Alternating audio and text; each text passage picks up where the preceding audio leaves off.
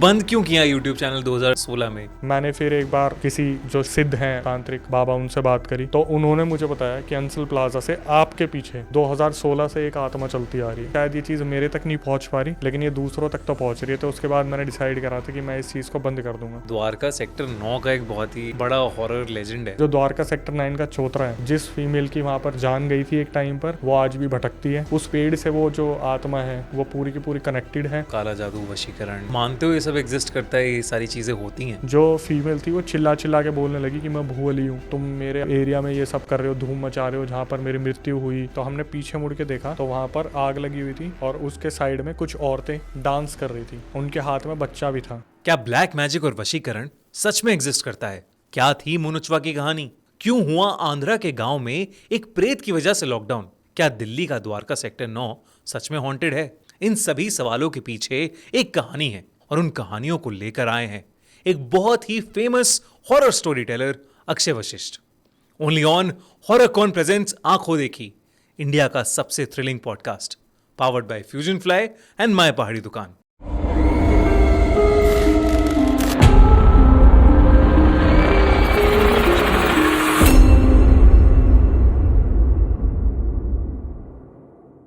तो दोस्तों कैसे हैं आप? मैं अक्षय वशिष्ठ। 26 अक्टूबर को मैं आ रहा हूँ हॉररकॉन में, जहाँ पर आपका इंतज़ार रहेगा। आप हमारी ऑडियंस जो हॉरर पसंद करती है देखना, वहाँ पर हम बहुत सारे ऐसे क्रिएटर्स आएंगे और उनमें से मैं जो कि आपका एक फेवरेट क्रिएटर हूँ हॉरर में, तो वहाँ पे मिलते हैं। और मेरी बस आपसे यही रिक्वेस्ट रहेगी कि जितनी जल्दी हो सके टिकट पहले ही बुक करा लें, ताकि ज़्यादा से ज़्यादा ऑडियंस जमा हो पाए और ज़्यादा से ज़्यादा चाहने वाले हमसे मिल पाएँ।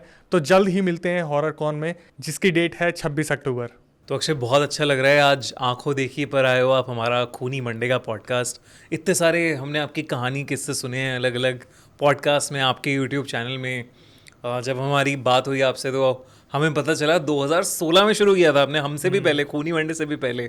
लेकिन फिर बंद क्यों किया यूट्यूब चैनल 2016 में? क्या हुआ था ऐसा? भाई बहुत एक बड़ी जर्नी थी। 2016 में हमने भाई स्टार्ट किया था ये सोच के कि कुछ एडवेंचर करते हैं। दोस्त थे, 12th पास आउट होकर निकले थे, कॉलेज कर रहे थे, और कोई ओपन लर्निंग से कर रहा था, कोई रेगुलर कर रहा था। लेकिन सब अपनी लाइफ में कुछ ना कुछ करना चाहते थे। कुछ नए लोग भी जुड़े थे, तो आपस में प्लान किया कि यार कुछ सेल फोन्स हमारे पास हैं। और उस टाइम पे यूट्यूब का इतना ज़्यादा क्रेज़ भी नहीं था। 2016 में ऐसा था कि कुछ क्रिएटर्स कर रहे थे, कुछ करने चाह रहे थे, लेकिन हो नहीं पा रहा था। हमने सोचा हम भी ट्राई करके देखते हैं। एक टीम मिली, कुछ अलग लैंग्वेजेस के थे जैसे जाट बॉयज़, अच्छा।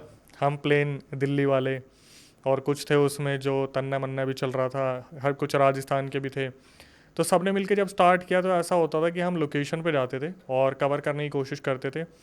और हमने अपनी जो स्क्रिप्ट थी उसमें बोल दिया था चैनल पे कि अगर आप चाहते तो कोई लोकेशन हमें बताइए, हम उसे एक्सप्लोर करेंगे। मतलब हॉरर के लिए पूरा हॉरर। हॉरर में। तो फिर ये मेरा कॉन्सेप्ट था कि यार हॉरर में करना चाहिए। मैं शुरू से ही हॉलीवुड हॉरर मूवीज़ काफ़ी देखता आ रहा था, और फिर इस चीज़ को समझा कि इतनी ज़्यादा रोक टोक नहीं है।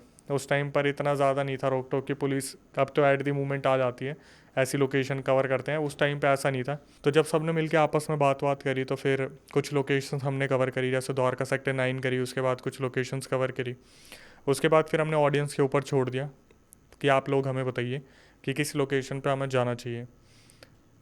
कुछ लोग ऐसे थे हमारे साथ जिन्हें हम बोलते थे कि भाई दोस्त हैं, चलते हैं, क्या करोगे रात को, नाइट आउट वाइट आउट हो जाएगा, कुछ आउटिंग हो जाएगी। उस दौरान क्या होता था, हम जैसे किसी भी लोकेशन पे जाते थे, वहाँ पे 2-3 घंटे हम बिताते थे, उसके बाद निकलते थे, थोड़ी देर पार्क वार्क में पहुँचते थे, क्रिकेट खेलते थे, फुटबॉल खेलते थे, और फिर सुबह अपने घर पहुँच जाते थे। तो 2016-17 में अच्छी खासी स्ट्रेंथ हमारे साथ जुड़ गई थी। उस टाइम 7-8 जने जुड़ना बहुत बड़ी बात थी, क्योंकि सब अलग ही पैरेलल कुछ और कर रहे थे। तो 2016 में फिर हमें एक कमेंट आया यूट्यूब चैनल पे कि आपको अंसल प्लाजा जाना चाहिए गुड़गांव में। हमने बोला ठीक है। और उस टाइम पे 2-3 लोग और थे हमारे साथ जो और कनेक्ट होना चाह रहे थे, तो कुछ रिप्लेसमेंट भी हुई थी। उनमें एक कैमरामैन थे जिनको हमसे काफ़ी एजिड थे, वो हमसे कम से कम 7-8 साल बड़े थे, और इमरजेंसी में उन्हें बुलाया गया था। तो जिस लोकेशन में अंसल प्लाजा में मॉर्निंग में हम गए थे, वो एक ऐसी जगह है जैसे रोड है, और रोड के सामने बस एक घर बना रखा है, एक मंजिल का है। जो ऐसे घर होते हैं जिन्हें 100-100 साल के लिए गवर्नमेंट लीज पे दे देती है एक इंसान को। उसके पीछे पूरे कब्रिस्तान, एक पूरा कब्रिस्तान राइट हैंड साइड में बना हुआ था, और पीछे कुछ कोठीज़ थी जो पूरी खाली पड़ी थी।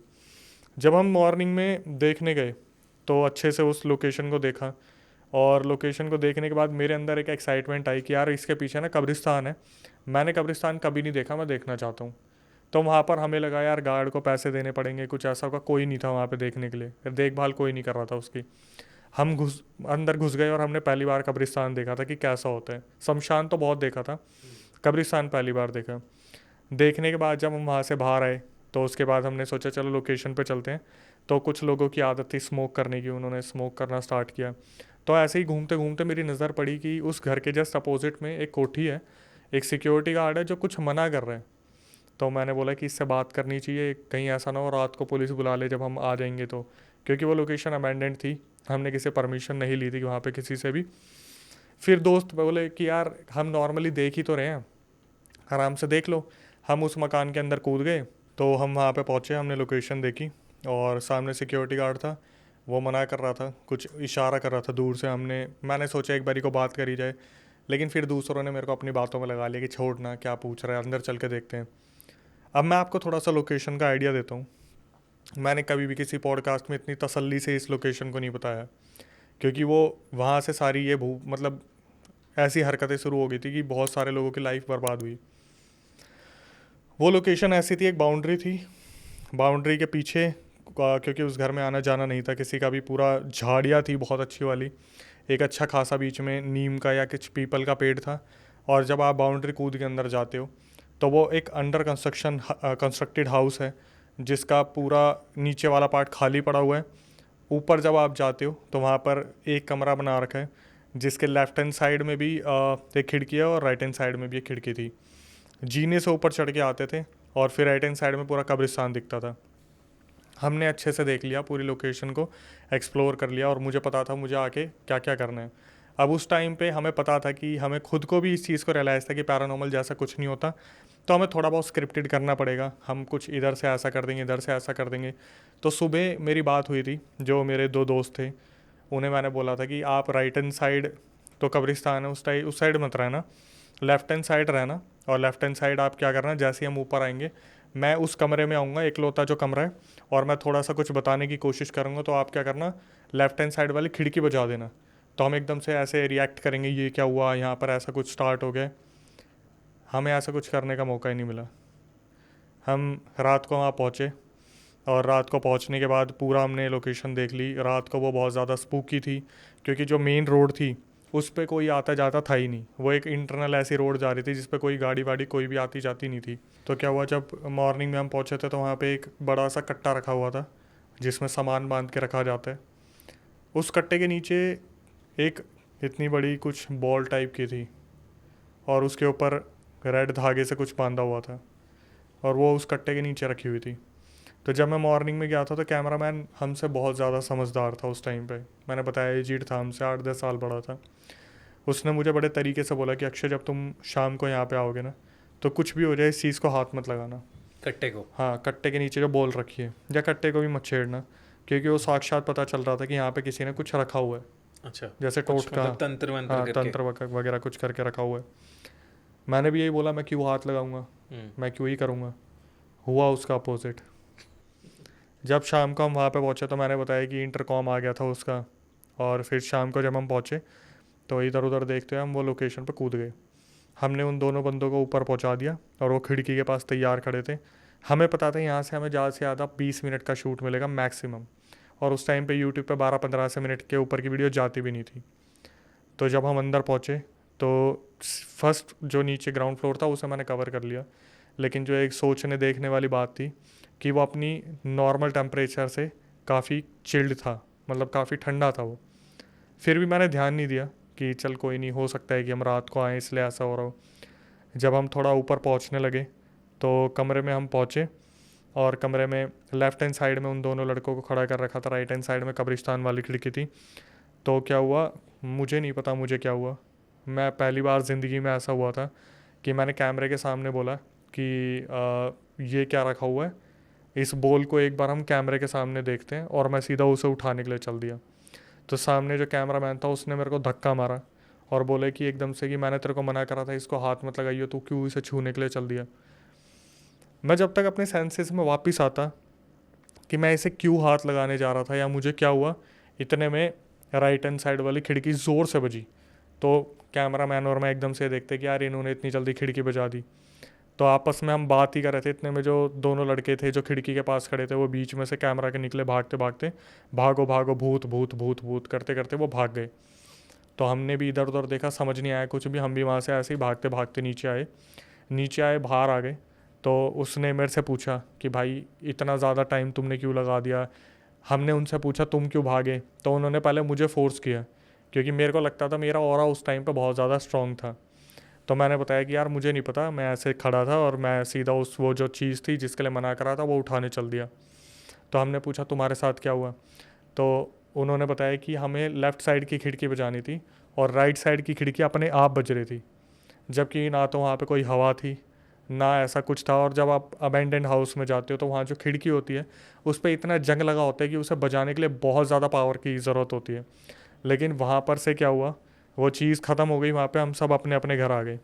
उसके बाद उस चीज़ के बाद कुछ लोगों ने डिसाइड कर लिया था कि वो इस चीज़ में से अब निकल जाएंगे।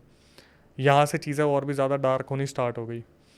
सबसे पहले मेरे साथ तो खैर सबसे बाद में हुआ था। तो मेरे पास कुछ जैसे मैं प्लान कर रहा हूँ कि इस लोकेशन पे चलेंगे उस लोकेशन पे चलेंगे, तो लोगों ने ठस्सा देना शुरू कर दिया कि नहीं यार मैं नहीं बन पाऊँगा, पार्टिसिपेट नहीं कर पाऊँगा। उनमें से एक लड़का था, उसका फ़ोन काफ़ी टाइम से नॉट रीचेबल जा रहा था, वो अवॉइड कर रहा था बिल्कुल। तो जब मैंने बहुत इंसिस्ट किया, उसके पापा को फ़ोन करा और मैंने बात करने की कोशिश की, तो उसके पापा ने एक दिन मुझे फ़ोन करा और बोले कि बेटा तुम भी इन चीज़ों से दूर रहो तो शायद तुम्हारे लिए ज़्यादा अच्छा है। और मैं एक ब्राह्मण हूँ, मेरे घर में पूजा पाठ बहुत होती है, उनके नहीं होती थी, वो लोग नॉनवेज बहुत ज़्यादा खाते थे। तो उसके पापा ने बोला कि जो लड़का है वो आए दिन बोलता है कि मुझे इस कमरे में कुछ दिख रहा है, मुझे उस कमरे में कुछ दिख रहा है।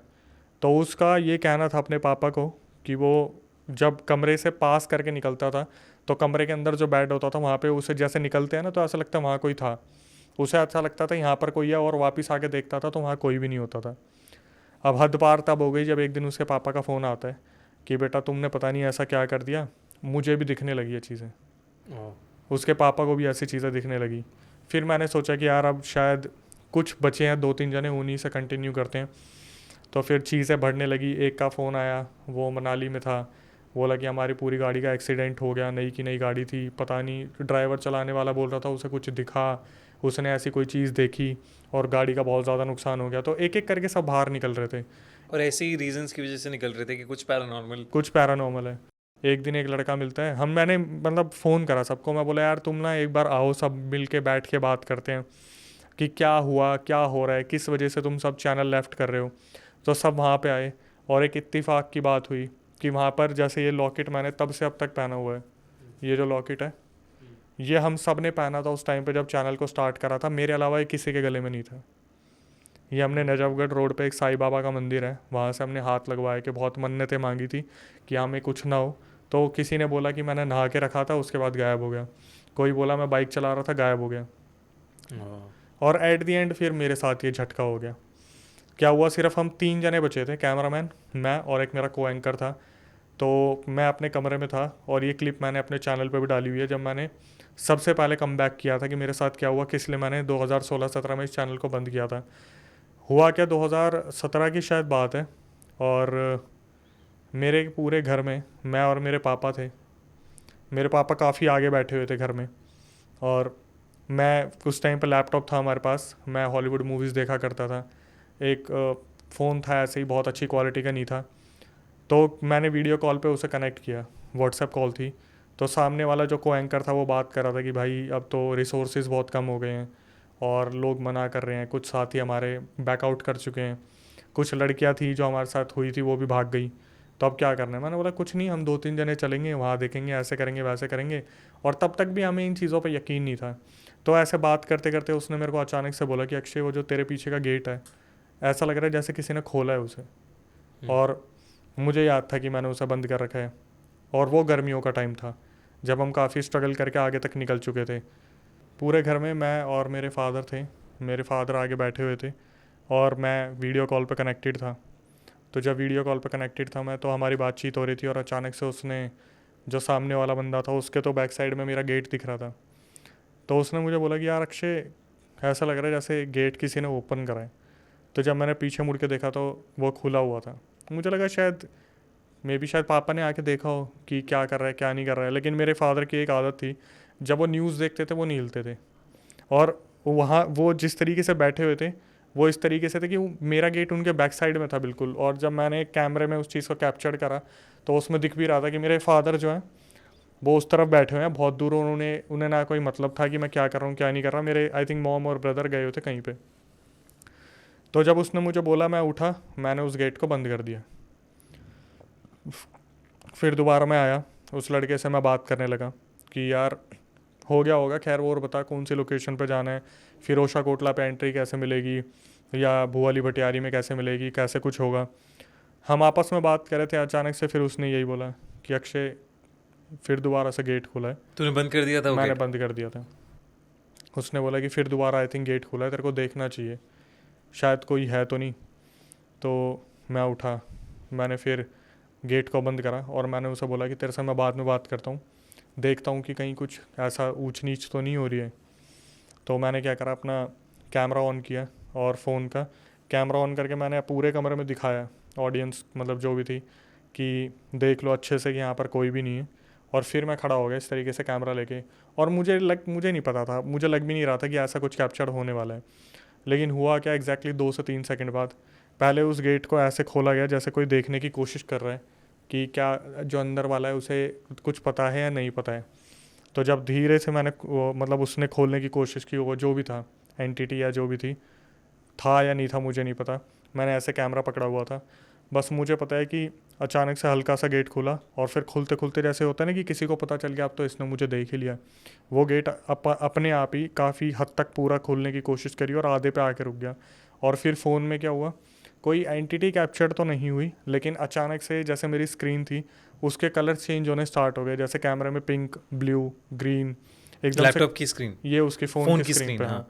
ये मैंने अपने यूट्यूब चैनल पे भी अपलोड करा हुआ है फर्स्ट में। उसके बाद मेरे को एक चीज़ लगी कि यार कुछ तो गलत है, कुछ ना कुछ ऐसा हो रहा है जिसकी वजह से शायद दूसरे प्रॉब्लम फेस कर रहे हैं। मे बी शायद ये चीज़ मेरे तक नहीं पहुंच पा रही, लेकिन ये दूसरों तक तो पहुंच रही है। तो उसके बाद मैंने डिसाइड करा था कि मैं इस चीज़ को बंद कर दूंगा। लेकिन फिर ये चीज़ जो थी ना मेरे साथ, वो कर्ज की तरह लग गई। इसके बाद भी ये चीज़ें रुकी ही नहीं, और कहीं ना कहीं पता नहीं कब मेरा इनमें participation again and again again and again होता चला गया। जब ये हुआ था दरवाज़ा खुलने वाला इंसिडेंट और स्क्रीन ऐसे ब्लर हो रहा था, तब ताबीज़ ये वाला लॉकेट पहना हुआ था? बिल्कुल पहना हुआ था। तभी शायद मेरे को कुछ नहीं हुआ इतना। दूसरों के साथ बहुत कुछ हो रहा था, मेरे सामने तो वो एंटिटी आई भी नहीं, अगर थी तो। मेरे साथ ऐसा हुआ, मोबाइल फ्लक्चुएट हो गया। मुझे ये भी पता था कि लोग कुछ मानेंगे कुछ नहीं मानेंगे, लेकिन मैंने अपने पास संभाल के रखा था कि जब कभी अगर मैं वापस आऊँगा तो मैं इसे डालूँगा। और फिर वो वापस आना आपको पता है कब हुआ था। तो हुआ कि इसके बाद फिर दोबारा ये चीज़ें जो है कनेक्ट होती गई, कहीं ना कहीं होती थी। लोग बोलते थे दोबारा कर लो स्टार्ट, ये वो। मैं मना करता था यार नहीं, फैमिली वाले भी इस चीज़ को अब इजाज़त नहीं दे रहे, क्योंकि जब भी दोस्त आते हैं उनकी फैमिलीज़ आती हैं तो फिर यही बोलते हैं इन्होंने पता नहीं क्या पागलपन करा था 2016-17 में। फाइनेंशियल इश्यूज़ आ गए थे, घर में नेगेटिविटी आ गई थी, दोस्ती में दरार आ गई थी। क्योंकि हमारा ऐसा होता था कि अगर मैं किसी को बुला रहा हूँ और वो अचानक से रात को आने में मना कर देगी, यार आज नहीं आ पाऊँगा सॉरी, तो हमारे पास और कोई बैकअप है ही नहीं। फिर मैं जब 2022-23 में मैंने जब चैनल स्टार्ट करा तो मेरे काम मुझे कहीं से बनते नहीं दिख रहे थे। मैंने फिर एक बार किसी जो सिद्ध हैं तांत्रिक बाबा, उनसे बात करी तो उन्होंने मुझे बताया कि अंसल प्लाजा से आपके पीछे 2016 से एक आत्मा चलती आ रही है मेरे पीछे। और मुझे कितनी बार ऐसा आभास हुआ है कि कहीं ना कुछ है, लेकिन मैं चीज़ों को इग्नोर कर देता था ये सोच के कि मेरा वहम है। लेकिन कोई ना कोई एक फीमेल स्पिरिट थी जो मेरे पीछे थी। फिर उस चीज़ थी 2023 से पहले। फिर उसका जब मैंने इलाज करवाया तब मेरे काम बनने शुरू हुए। उससे पहले कुछ नहीं उससे बन रहा पहले था? कुछ नहीं होता था मेरा। अच्छा, तो क्या इलाज कराया अब? बहुत सारे ऐसे ट्रीटमेंट होते, जैसे उन्होंने एक कवच दिया, एक हाँ। मेरे को चीज़ें बताई, कुछ मंत्र दिए कि आप जब भी जाओगे तो आपको यहाँ पर कुछ ऐसा नेगेटिव फील होता है। लेकिन उन्होंने कुछ कवच वगैरह दिए थे, उससे बता दिया था कि अब तू अगर शमशान में भी सो जाएगा तो ऐसा कुछ नहीं होगा। लेकिन मैं क्यों ही सोऊंगा शमशान में।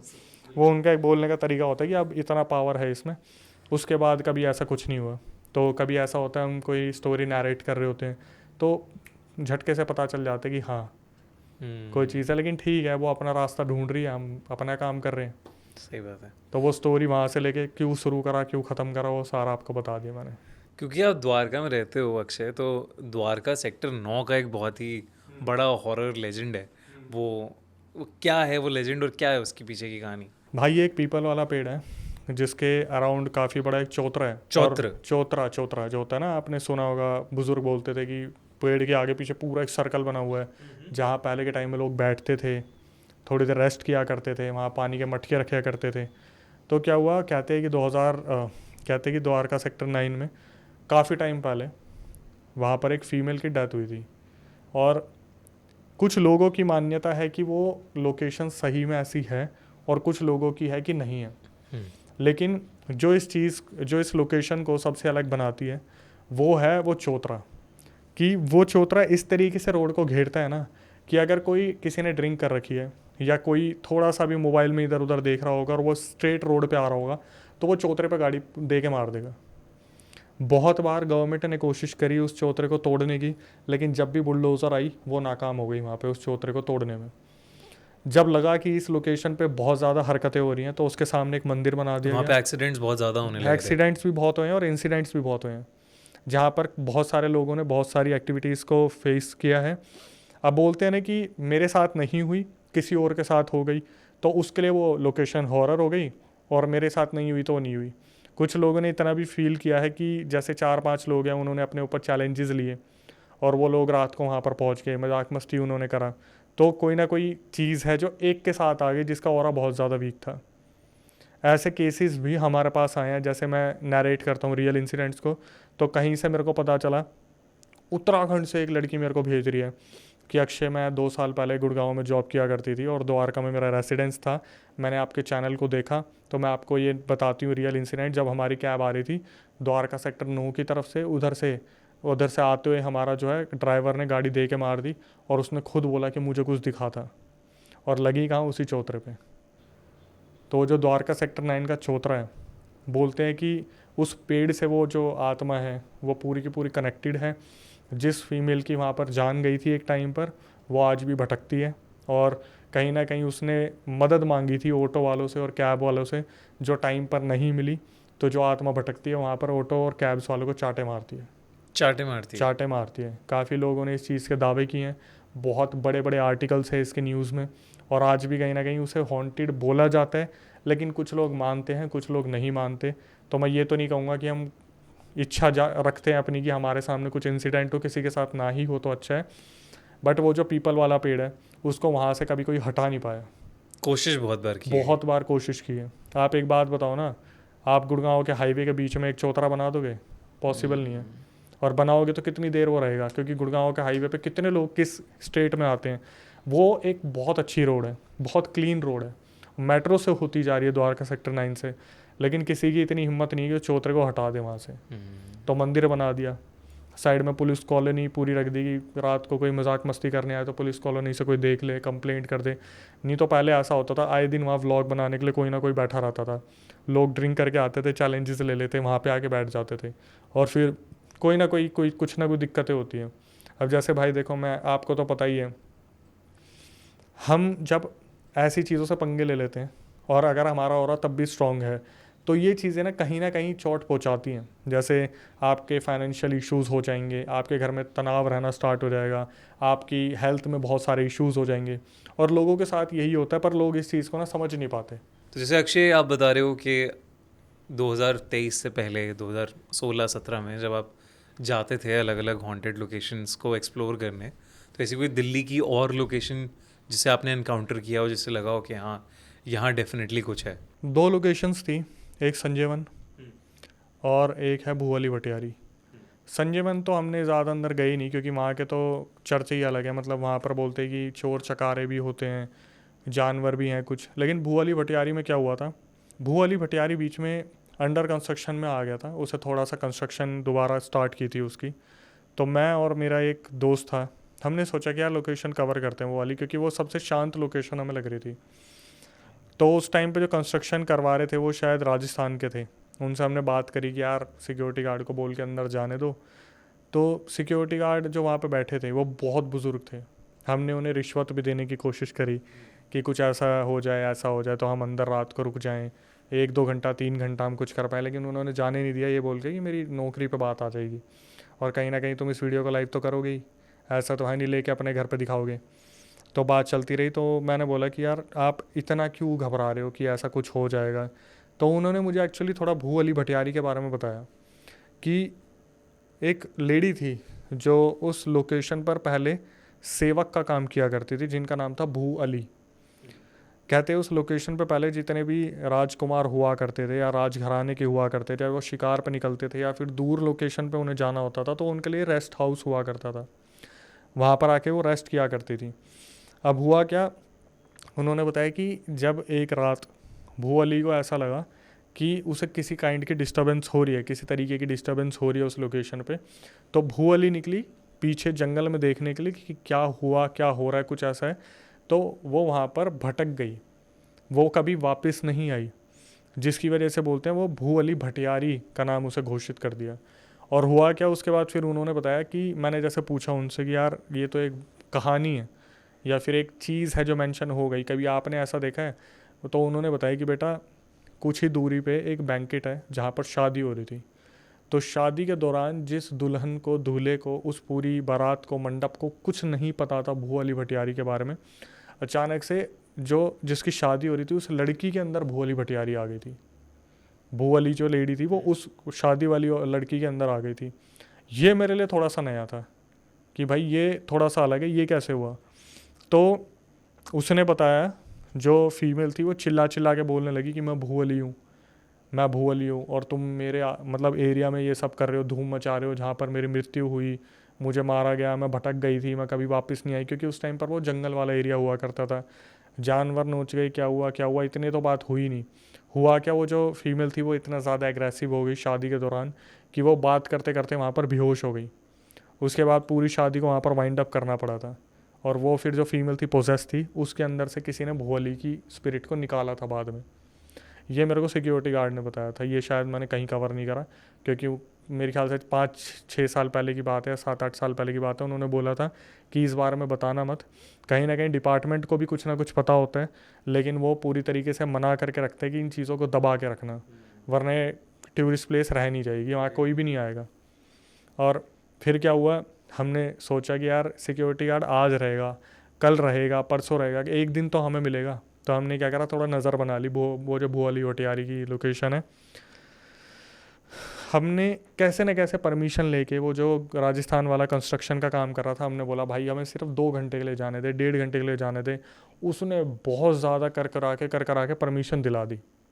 हम गए, हमने 1.5 घंटा वहाँ शूट किया, पूरी लोकेशन को रात को कैप्चर करा। और वो थोड़ी हमारे लिए अजीब ही थी, क्योंकि शुरू में अजीब अजीब से लोकेशंस को कवर कर रहे थे, क्योंकि बैक साइड में जंगल वाला एरिया था, अजीब अजीब सी आवाज़ें आ रही थी।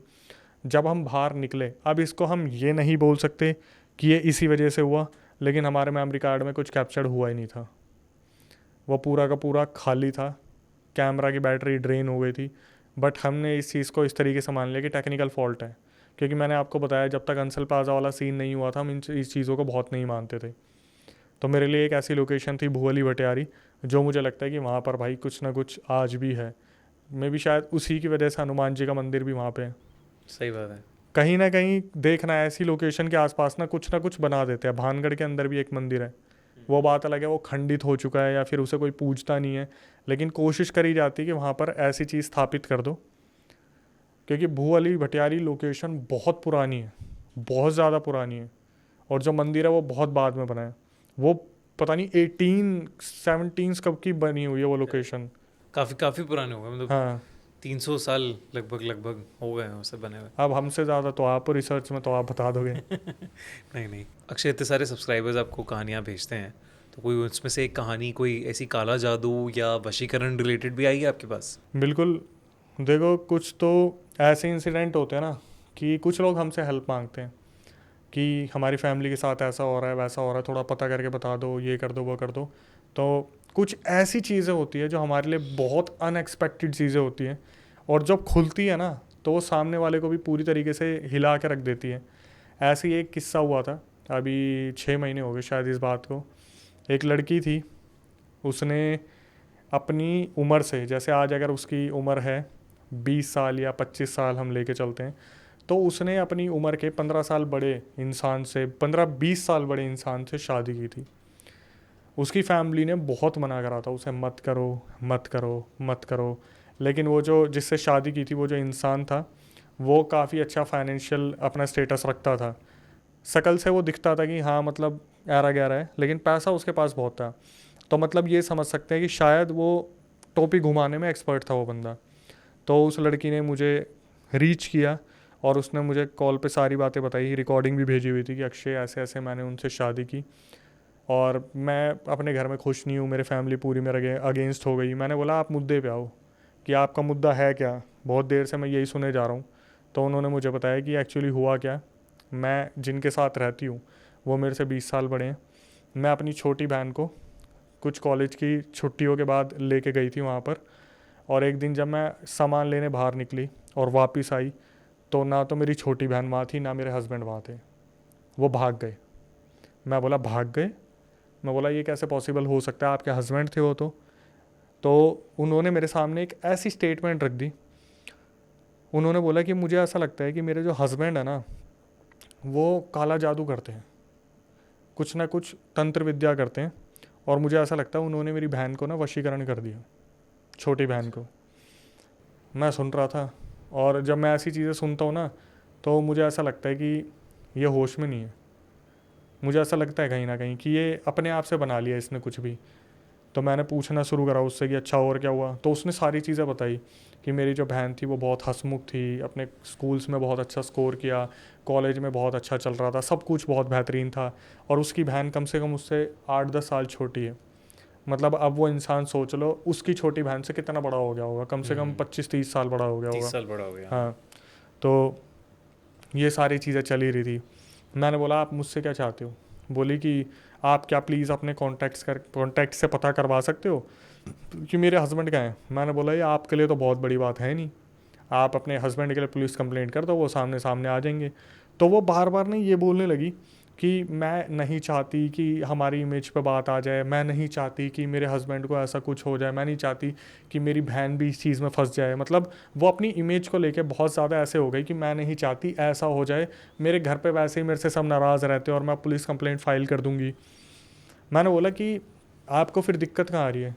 बोली कि मेरे कम से कम वो जो इंसान है 15-20 लाख रुपए खा चुके हैं। मैं बोला अच्छा। मैंने बोला तो आपने कभी अपने हस्बैंड तक पहुंचने की कोशिश नहीं की? तो उसने बोला कि एक इंसान है, एक कोई बीच में एक इंसान है जो मेरे हस्बैंड से मुझे कनेक्ट करवाता है, पर डायरेक्ट कनेक्ट नहीं होने देता। मतलब एक मीडिएटर बन के काम कर तो रहा कब था। से नहीं था हस्बैंड से उनका? कम से कम 5-6 महीने हो गए थे। 5-6 महीने हो हाँ, गए ना। बहन से हुआ है? बहन से भी नहीं है, बहन से तो है ही नहीं।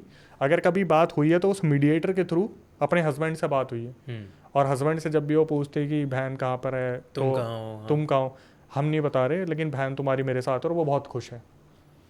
ठीक है, इस तरीके से बात हो जाती थी और बात यहीं आई गई हो जाती थी।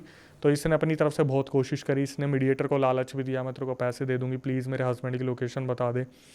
एक दिन क्या हुआ, इसके जो हस्बैंड थे, मीडिएटर जो था, वो बहुत ज़्यादा फ्रस्ट्रेट हो गया कि यार इसने ना, मतलब उसको सिंपैथी आ गई यार, कितना परेशान करेगा अपनी वाइफ को, उसकी बहन को लेके भागा हुआ है ऐसे वैसे। तो इस बीच वाला जो मीडिएटर था, इसने सारी पोल पट्टी खोल दी कि ऐसा है आपके हस्बैंड जो है वो एक नंबर के फ्रॉड इंसान है, उसने प्रॉपर्टी के इतने घपले कर रखे हैं और पता नहीं कहाँ कहाँ क्या क्या कर रखा है।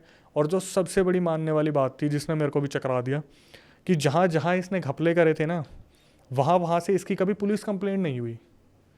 मतलब अगर ये सही में काला जादू जानता था तो इसने सबके ऊपर कुछ ना कुछ वशीकरण कर रखा था। कि जैसे उसने आपको बोला ना इस 30 तारीख को मिल जाएंगे पैसे, आपने बोल दिया ठीक है भाई, अगली 30 को आया, बोल दिया इस अगली 30 को मिल जाएंगे, ठीक है भाई। मतलब इस बंदे के खिलाफ कोई केस दर्ज नहीं है, और वो जो मीडिएटर वो बोल रहा है कि इसने कम से कम करोड़ों का घपला कर रखा है। मैंने बोला ठीक है। अब ऐसे टाइम में मुझे कुछ है साइकिक लोग जो कनेक्टेड है, मैंने उनको पूरा केस बताया। मैंने बोला जाके एक बार उनसे बात करो। इसने अपनी कुछ फ़ोटोज़ वगैरह दी होंगी। इसने जब उनसे पूछना शुरू करा, यहाँ से एक ऐसी गुत्थी निकल के आई जिसने बहुत ज़्यादा ड्रास्टिक पूरा केस क्रिएट कर दिया। वहाँ से जो निकल के आया वो पता चला इसके हस्बैंड जो हैं वो बहुत अच्छे लेवल का काला जादू जानते हैं, बहुत अच्छे लेवल का। मतलब अगर उसको किसी का बाल मिल जाएगा तो वो वही करेगा जो वो कहेगा। किसी का नाखून, किसी का पसीना, किसी की चबाई हुई च्युइंगम, किसी के टिश्यूज़ यूज़ करे हुए, कहीं मिठाई खाई हुई, कुछ भी अगर मिल गया तो वही करेगा। तो मैंने बोला कि जो साइकिक लोग थे, मैंने बोला तो इसकी बहन कहाँ है? तो उन्होंने बोला कि अक्षय बात ऐसा है कि जो इसकी बहन है ना, वो उस आदमी के प्यार में पड़ी हुई है। मैंने बोला फिर दिक्कत क्या है? बोले दिक्कत ये है उस आदमी ने एक्चुअली में वशीकरण मेन इस पे कर रखा है, बताने वाली के ऊपर। तो होता क्या है, जब भी ये कनेक्ट होती है उस आदमी से फ़ोन पे कि मेरी बहन कहाँ है, कुछ ऐसा, वो सिर्फ इतना बोलते हैं 1 महीने बाद आ जाएगी, और ये ठीक है, फ़ोन रख दिया। अब जब मेरे पास कॉल आया, मैंने इसे बताया कि यार आपके साथ ना कुछ ऐसा इशू है, इसने फ़ोन काट दिया और ये गायब हो गई, नंबर ब्लॉक, इंस्टेंटली ये बंदी गायब हो गई। जिस भी नंबर से मैंने कॉल करा, फ़ोन उठाया, हाँ कौन? मैंने बोला Akshay, call cut, block. Okay. यहाँ से पता चला कि भाई काला जादू किस लेवल पे हो रहा है। और वो जो उसकी बहन थी वो तो अपनी दिल लगी कर रही है, लेकिन एक्चुअल में जो वशीकरण हुआ था वो मेन बताने वाली के ऊपर हुआ था। इसके पेरेंट्स ने बहुत मना करा, मत कर मत कर मत कर, लेकिन इस लेवल का वशीकरण हो रखा था। इसने अपने 15-20 साल बड़े से शादी कर ली, और जो बहन थी उसे वो प्यार मोहब्बत में अपने साथ लेके चला गया। और अब तक ये बंदी टू बी कंटिन्यूड है, अभी तक वो इंसान सामने नहीं आया। तो जैसे काला जादू वशीकरण की आपने अभी कहानी सुनाई है, तो आप मानते हो ये सब एग्जिस्ट करता है, ये सारी चीज़ें होती हैं? पहले आप बताओ, आप मानते हो? मैं तो मानता हूँ यार। इतनी सारी कहानियाँ हम लोगों ने करी है, रिसर्च करी है, जैसे लोग आपको कहानियाँ भेजते हैं, हम भी भेजते हैं। कुछ कुछ कहानियाँ तो ऐसे बिल्कुल रोंगटे खड़े कर देती हैं। अब आप बताओ कि आप मानते हो कि नहीं? मैं बिल्कुल मानता हूँ इन चीज़ों को। आप खुद एक चीज़ को समझ लो कि हर जगह की अपनी अपनी मान्यताएं होती हैं, और उन मान्यताओं को आप ठुकरा नहीं सकते। जैसे मेहंदीपुर बालाजी, और भी ऐसे बहुत सारे मंदिर हैं जहाँ पर उतारे होते हैं। तो अपना हर किसी का अपना अपना बिलीव होता है, जिसको जो ठीक लगे वो ठीक है, जो इसको दूर रहना है वो रहे, जो समझना चाहे वो समझ सकता है। वरना आज के टाइम पे MBA और डिग्रीज़ भी हो रही है तंत्र में, अगर आपको पता हो तो। और अमेरिका में, बाहर कंट्रीज़ में तो इस चीज़ को पूरी तरीके से कहीं ना कहीं एक्सेप्ट करा जा चुका है। वहाँ तो एक्सॉर्सिज्म के लिए परमिशंस भी ली जाती है, जबकि यहाँ पर तो सीधा तांत्रिक घर में घुस के हल्ला हुल्ला कर देते हैं। तो इस चीज़ को समझने की ज़रूरत है जनता को भी, कि कहीं ना कहीं ये चीज़ें होती हैं। अर्बन लेजेंड्स के बारे में आपने सुना है, इतने सारे अर्बन लेजेंड्स तो आपने ही बता रखे अपने उस पर खूनी मंडे पे, कहीं ना कहीं होते हैं, लोग बताते हैं। और लोगों की भावनाओं को ठेस नहीं पहुंचाना ही सबसे अच्छा है। तो जिन्होंने बताया है, जिनकी आप बीती होती है, वो समझ सकते हैं। जो बाकी लोग देख रहे हैं वो एंटरटेनमेंट के तौर पे लें। हम नहीं चाहेंगे आपके साथ कभी कुछ हो, लेकिन अगर कभी कुछ हो रहा है तो फिर अवेयरनेस के लिए हम उन चीज़ों को बता रहे हैं आपको। देखो, ऐसी कोई और कहानी जहाँ आपको लगा हो काला जादू वशीकरण? हाँ हाँ हाँ, एक किस्सा मुझे याद आया। और ये सारी वो चीज़ें पहले तो मैं बता दूं जहाँ मैं शायद मैंने कहीं और चैनल पर नहीं बता रखा, क्योंकि ये वो सब्सक्राइबर्स हैं जो एक टाइम पे हेल्प चाहते थे, और उनको खुद नहीं पता था, कहीं ना कहीं वो बहुत घिरे हुए थे इन चीज़ों में। जैसे अभी इससे पहले वाला मैंने बताया कि उसको खुद ही नहीं पता उसके ऊपर वशीकरण हो रखा है, वो सोच रही है उसकी बहन के ऊपर वशीकरण हो रखा था। ये पूरा इंसिडेंट है, आई थिंक ये जो फैमिली थी ये यूपी में रहा करती थी, और जो लड़की थी वो बहुत ठाट पाट से पड़ी बली थी, किसी चीज़ की कमी नहीं थी, दिखने में बहुत सुंदर थी। और क्या हुआ, इसको अपनी फ़िटनेस पे बहुत ज़्यादा वो था, प्यार था अपनी फ़िटनेस से। इसने स्कूलिंग, कॉलेजिंग सब कुछ स्पोर्ट्स से निकाली, और इसकी फ़िटनेस बहुत अच्छी रही थी। तो इसका रिश्ता होता है न्यूजीलैंड में, और जब ये न्यूजीलैंड जाती है तो वहाँ पर ये डिसाइड करती है कि ऋषिकेश में योगा बहुत अच्छा सिखाया जाता है। तो ये अपनी फैमिली से बात करती है कि मैं जब यूपी वापस आऊँगी घर वालों के पास, तो मैं ऋषिकेश जाऊँगी 1-2 महीने 3 महीने, मैं अपना पूरा योगा का कोर्स करके आऊँगी।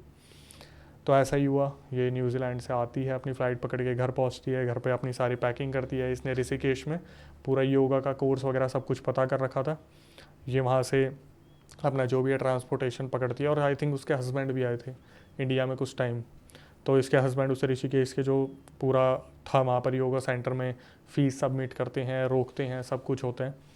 अब हमारे पास जो इंसिडेंट आया था वो आया था कि जैसे लड़की के पेरेंट्स ने इंक्वायर किया था कि हमारी बच्ची के साथ कुछ ठीक नहीं होता है, उसको फ्लैशेस आते हैं अजीब अजीब से, और उससे कोई अंदर ही अंदर बात करता है। जैसे मैं बैठा हुआ हूँ और मैं बोल रहा हूँ कि मुझे खा लेना चाहिए, तो अंदर से आवाज़ आ रही है नहीं तू ये नहीं खाएगा, तू मच्छी खाएगा, तू ये नहीं खाएगा, तू मीट खाएगा। मैं बोल रहा हूँ कि मैं ब्राह्मण हूँ, लेकिन मैं अंदर जो बैठा हूँ उधर से आवाज़ आ रही है मैं मुसलमान हूँ। मैं बोल रहा हूँ मुझे रोटी सब्जी खानी है, नहीं तुझे मीट खाना है, तुझे मच्छी खानी है, तुझे नॉनवेज की तरफ ध्यान देना है। मैं बोल रहा हूँ कि मैं तो इस फैमिली से बिलोंग करता हूँ, मैं नहीं कर सकता। तो मेरे अंदर से आवाज़ आ रही है कि तू उस फैमिली से बिलोंग करता था, अब मैं तेरे अंदर आ चुका हूँ और तेरे को ड्रिंक करनी है। तो उस लड़की के साथ ऐसा होता था कि वो बैठे बैठे अपने आप अब पता नहीं किस किस से बातें करती रहती थी, दीवारों को देख के बोलती रहती थी, कभी इधर उधर देख के बोलती रहती थी। तो हम गए उसकी जो 3 महीने पहले जो वो ऋषिकेश गई थी, तो हमें इस फैमिली की जो सबसे बड़ी खासियत थी वो ये थी, ये फैमिली ना खुद से कुछ भी बताना नहीं चाह रही थी। इनके पास पैसे की कमी नहीं थी, ये पता नहीं कहाँ कहाँ धक्के खा चुके थे। इन्होंने हमें बड़ों बड़ों का नाम गिनवा दिया, उसमें बहुत सारे ऐसे लोग थे जिनके पास बहुत सिद्धियाँ बताई जाती हैं, जिनके टीवी पे शोज़ आते हैं। ये हर जगह धक्के खा के आ चुके थे, लेकिन इनको कोई भी सोल्यूशन नहीं मिला था। और एक ना उस लड़की का राज था, जो राज ना तो उसने अपने घर वालों को बताया, ना उसने अपने हस्बैंड को बताया, कुछ नहीं बताया उसने। उसने बस ये बोला कि जब से मैं ऋषिकेश से आई हूँ ना, तब से मेरे साथ ये सब कुछ हो रहा है। और कम से कम इस चीज़ को होते हुए 2-3 साल हो गए हैं। अच्छा। 2-3 साल से ये चीज़ें उसके साथ हो रही थी कि उसके फ्लैशेस आते थे, उसके अंदर कोई और होता था, वो किससे बात करती थी किससे नहीं करती थी। अगर उसके हस्बैंड रात को सो रहे हैं तो वो बस बैठ के दीवारों की तरफ देख रही है, पंखे की तरफ देख रही है, और ऐसी ऐसी बातें बताती थी कि जैसे उसके हस्बैंड से मेरी एक बार बात हुई, तो वो बोला कि भाई मेरी रात को आँख खुली तो ये ऐसे लेट के कह रही थी 1 2, और जब मेरी कुछ टाइम बाद आँख खुली तो 2019 2020, मतलब ये जो पंखे घूमते थे 1 2 3, ये लेटी लेटी वो गिनती रहती थी। अगर कोई मच्छर वगैरह आ गया तो खड़ी होकर उसके पीछे पीछे घूमती रहती थी, जैसे उसे खाने की कोशिश कर रही हो। कहीं पे कोई कीड़ा उठाता था, उठा के खा लेती थी। इसकी एक्टिविटीज़ इतनी ज़्यादा दरिंदगी वाली हो गई थी, समझ नहीं आ रहा था। मतलब इसके अंदर जो एंटिटी थी ना, वो शायद कुछ बहुत ज़्यादा क्रेविंग उसे मीट की, इन सब चीज़ों की होती थी। और ये लोग अलग ही फैमिली से थे, तो ये लोग ये चीज़ें नहीं करते थे। बट ये बताते थे जब ये न्यूजीलैंड में होते थे, वहाँ पर अपने घर में मीठा लेके आते थे, गेस्ट वगैरह आते थे, तो गेस्ट पहुँचने के पहले ही वो मिठाइयाँ ख़त्म हो जाती थी। ये औरत ही अपने लिए मेहमानों के लिए लेके आती थी, और जब इनके पति देखते तो ऐसी हालत में पकड़ते थे कि चाशनी गिर रही है हाथों से, रगड़ रगड़ के खाई जा रही है, चश्मा ठीक कर रही है मुंह पे से, पूरा लाल पोत लिया। अलग अलग मिठाइयाँ आती थी, रेड कलर की, सेब बन के आते हैं, कुछ कुछ चीज़ें आती हैं गेस्ट के लिए आती थी, लेकिन कुछ ही देर में खुद ही खा जाती थी। हमने बोला अब हमसे क्या चाहते हो आप? हम ना तो पता, आप ये नहीं बता पा रहे ना कि है क्या, मेन मुद्दा क्या है, कि लूप होल क्या है या कहाँ से शुरू हुआ, बस इतना बता दिया ऋषिकेश से शुरू हुआ था। तो फिर हमने पता करने की कोशिश की क्या थी क्या नहीं थी, तो फिर हमें पता चला कि 3 महीने ये जो ऋषिकेश में ये गई थी, हुआ क्या, जब ये ऋषिकेश में गई थी ना, वहाँ पे एक ट्रेनर था जो इन्हें योगा सिखाता था, और इनके पूरे ग्रुप में वहाँ पर 20 से 30 लड़कियाँ थी, जिसमें ये भी थी। तो फिटनेस इनकी अच्छी थी, बट इनके अंदर अहंकार बहुत था। जब ये वो ट्रेनर आता था ना ये सिखाने के लिए, आप इधर से इस पोस्चर को ऐसा कर लो, मेरे को पता है, मेरे को पता है, मुझे मत बताओ, मुझे पता है। और कहीं ना कहीं ये उस ट्रेनर को पसंद भी करती थी, और वो ट्रेनर भी इन्हें पसंद करता था। जो ट्रेनर था वो मुस्लिम में था। हाँ, तो क्या हुआ, वहीं से जब ये पहुंची थी वहाँ पर, वहीं से इन्हें ऐसी चीज़ें फील होना शुरू हो गई थी कि रात को जब ये सोती हैं तो इनके कमरे में कोई आता है, लेकिन जब तक इनकी आँख खुलती थी कोई जा चुका होता है। सब लोग डबल शेयरिंग में रह रहे थे, लेकिन इनके पास पैसा ज़्यादा था, इसलिए इन्होंने सिंगल कमरा अपने ले लिया था। वही कि मतलब मेरे को तो क्वीन ऑफ द हार्ट बन के रहना है। तो धीरे धीरे क्या हुआ, इनके साथ ऋषिकेश में अजीब अजीब से झटके शुरू हो गए, स्लीप पैरालिसिस आने स्टार्ट हो गए। और ये चीज़ें ये हमें नहीं बता रही, हम इन्हें बता रहे कि आपके साथ एक्चुअली में होता क्या था। हम कॉल पे एक्नॉलेज कर रहे थे, करवा रहे थे कि ये होता था, तो वो बोल रही थी हाँ होता था। अब जब हम इन्हें बता रहे थे ना, तो अचानक से इन्होंने बोला अक्षय मैं 5 मिनट बाद कॉल करूं, और जबकि इसकी पूरी फैमिली साथ में बैठी हुई थी, जो बोल रही थी कॉल क्यों कट कर रही है, तू कॉल क्यों कट कर रही है। तो इसने मुझे अलग से फ़ोन करा कि अक्षय मुझे पता है कि आप ना एंड में बता दोगे हुआ क्या था, प्लीज़ मत बताना। मैं बोला उस टाइम तक तो मुझे ही नहीं पता था, मुझे भी कोई बता रहा था कि अब ऐसा बोलना है। तो वो एक बहुत बड़ा क्वेश्चन बन गया कि एट द एंड हुआ क्या था, इसने करा क्या, या क्या होता आया इसके साथ। तो मैंने बोला कि देखो जो भी होगा, आपकी फैमिली बहुत परेशान हो रही है। अपने हस्बैंड के साथ ये काफ़ी टाइम से नहीं थी उस चीज़ में, ठीक है, काफ़ी टाइम हो गया था, क्योंकि कुछ अलग ही फ्लैशेस आते थे इसको। तो मैंने बोला देखो आपकी फैमिली को जानने का पूरा हक है और उन्हें बताना सही रहेगा आपको, अगर अपने आप को ठीक करवाना है तो। फिर दोबारा कॉल कनेक्ट हुई, वो बार बार साइड में कहीं ना कहीं प्लीज़ प्लीज़ करती रही, लेकिन फैमिली एट द एंड परेशान हो रही है। तो बताया गया इसे कि जब ये वहाँ पर गई थी तो उस ट्रेनर ने क्या करा था, इसके जो कोम्ब होता है उसमें से बाल निकाल के इसके ऊपर जिन छुड़वा दिया था। और उस जिन को जो ड्यूटी दी थी वो ये ड्यूटी दी थी कि तू इसकी बॉडी में रहेगा, मेरी एक परछाई बन के रहेगा। मतलब सुबह शाम इसके दिमाग में सिर्फ मैं ही चलना चाहिए हूँ। वो उस फैमिली से बिलोंग करता था, वो जो ट्रेनर था, जहाँ पर उसकी पूरी पीढ़ी दर पीढ़ी यही काम करती आई थी ब्लैक मैजिक का। इसने क्या करा, उसके बालों से इसके ऊपर जिन छुड़वा दिया। और इस लड़की को क्या होता था, ये जैसे बैठी हुई है ना, तो इसके दिमाग में बार बार वो ट्रेनर घूम रहा है। इसने बताया, फिर इसने बताया कि अक्षय एक बार ऐसा हुआ था कि जब मैं ऋषिकेश से अपने घर की तरफ वापस आ रही थी, यूपी आ रही थी, तो इतना ऐसा हो गया, जब मैं ऋषिकेश की बाउंड्री क्रॉस कर रही थी तो मैं अपने हस्बैंड के साथ थी और मेरा मन कर रहा था कि मैं गाड़ी का स्टेयरिंग घुमा के कहीं गिरवा दूँ गाड़ी और वापस वहीं चली जाऊँ उस ट्रेनर के पास। मैंने बोला ठीक है। फिर बोली मैंने बहुत कंट्रोल करा और उस बाउंड्री से निकल के जब मैं अपने घर आ गई, इसके साथ 6 महीने तक यही बैक टू बैक चलता रहा कि इसके दिमाग में बार बार वही ट्रेनर घूम रहा है, वही ट्रेनर। और इसने अपनी हस्बैंड से दूरियां बरतनी शुरू कर दी। क्या हो रहा है क्या नहीं हो रहा है, इसके अंदर एंटिटीज़ जो है बदल बदल के आने लगी कि कभी कोई लड़की आ रहा है, कभी कोई लड़का आ रहा है, लेकिन एट द एंड इसके दिमाग में वही ट्रेनर घूमता था। ये क्या हुआ, वापस न्यूजीलैंड चली गई 1 साल बाद, इसके दिमाग में फिर भी वही ट्रेनर चलता रहा। उस ट्रेनर ने तो मूव ऑन कर लिया अपना, तो इसने क्या करा, ट्रेनर को फ़ोन करा कि अभी 2 महीने बाद मैं इंडिया आ रही हूँ और मुझे तुमसे मिलना है। उस ट्रेनर ने बोल दिया मैडम मैं नहीं मिल सकता, मैं तो वहाँ से ट्रेनिंग भी छोड़ दी और मैं तो अपना घर बार संभाल रहा हूँ। इसने बोला नहीं, मेरे दिमाग में आप चलते रहते हो, आपने पक्का मेरे साथ कुछ गलत किया है। वो ट्रेनर मानने को तैयार नहीं और ये उस स्टेटमेंट से हिलने को तैयार नहीं। अब वो ट्रेनर डर रहा है कि यार ये कहीं अपनी पूरी फैमिली को लेके आ गई, इसने कहीं से पता करवा लिया तो पता चल जाएगा मैंने कुछ करा हुआ है। भाई उस ट्रेनर ने मिलने से मना कर दिया कि मैं नहीं मिल सकता आपसे। ये वापस आई इंडिया में। अब इसने क्या करा, एट द एंड अपने पेरेंट्स के सामने ये रोने लग गई कि मेरे साथ ऐसा हो रहा है वैसा हो रहा है। हस्बैंड से भी बननी बंद हो गई, वो पूछती है कि मैं क्लोज़ नहीं आती, मैं पास जाती हूँ तो मुझे ऐसा लगता है मुझे वाइब्रेशंस हो रही हैं, मुझे कोई धक्का दे रहा है, मुझे मीठे की क्रेविंग होती है, अगर मुझे कोई मच्छर दिख जाता है मुझे यूँ लगता है मुझे खा लेना चाहिए, मुझे ऐसा लगता है कि मैं बहुत एग्रेसिव हो रही हूँ तो अपने हस्बैंड को नोच दूँ। मैं ध्यान भटकाने के लिए पंखे के स्विंग्स गिनती रहती हूँ, मैं ध्यान भटकाने के लिए जो पेड़ की पत्तियाँ हैं बस वो गिनती रहती हूँ। नीम के पेड़ के नीचे बैठेगी तो पत्तियाँ ही गिनती रहेगी बस पूरे दिन। मैं अपना ध्यान भटकाने के लिए चीनी के डब्बे खोल के चीनी गिनती हूँ। बस मुझे ये रहता है कि मैं अपना ध्यान भटका लूँ, वरना मुझे ऐसा लगता है मैं किसी को ख़त्म कर दूँ। उसके बाद जब ये हमारे पास आई, हमने पता करा, बताया कि भाई इसके ऊपर तो कोई याहूदी जिन छोड़ रखा है, कोई जिन है जो इसकी बॉडी से पूरा अटैच हो रखा है और वो इतनी जल्दी निकलेगा भी नहीं। कम से कम इस बात को 3 साल हो गए थे। ये औरत जूझ रही थी, रोज़ इसको स्प्लिट पर्सनैलिटी, अजीब अजीब सी चीज़ें होती थी, पता नहीं कौन से डिसऑर्डर्स होते थे। डॉक्टर पैसे वाले थे तो डॉक्टर तो कभी ये हो गया, कभी वो हो गया, कभी माइग्रेन, कभी कुछ, कभी चक्कर की दवाइयाँ, कभी ये। एट द एंड हुआ क्या, जिस लड़की को अपनी खूबसूरती पे अहंकार था ना, वो बिल्कुल डल हो गई, बिल्कुल डल। तो धीरे धीरे उसकी सिचुएशन इतनी ज़्यादा वर्स्ट हो गई थी, उसके आंखों के नीचे डार्क सर्कल्स आ गए और धीरे धीरे जैसे ऐसा हुआ कि जिस खूबसूरती पे उसको अहंकार था, वह खूबसूरती धीरे धीरे बिल्कुल ख़त्म हो गई। और वो जो ट्रेनर था वो अपनी लाइफ में मूव ऑन कर चुका था, लेकिन 3 साल का इस लड़की का जो स्ट्रगल था ये अभी तक चल रहा है।